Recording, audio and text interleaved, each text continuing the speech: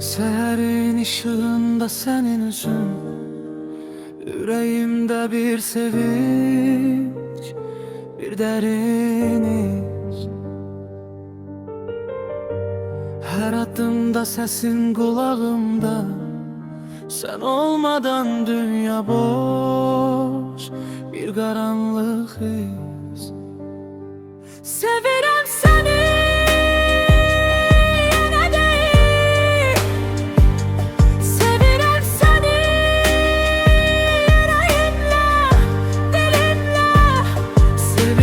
Seni kışta, yayda. Sevirem seni her gün, her an, her ayda. Bulutlar altında senin kölgen, her yağış damlası bir hatire mənə. Gözlerinde deniz, mən boğuluram. Sen olmadan sanki mən yok oluram. Sevirem seni, yine deyim. Sevirem seni yüreğimle, dilimle.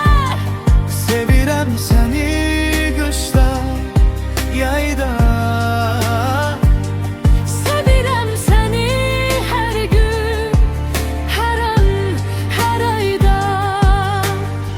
Sevgi bir ot, küleyle sönmez. Her nefesimde adın hiç silinmez. Sen benim ışığım, sonsuz bir yol. Sensiz hayat nedir, sadece bir boş kol. Sevirem seni, yine değil.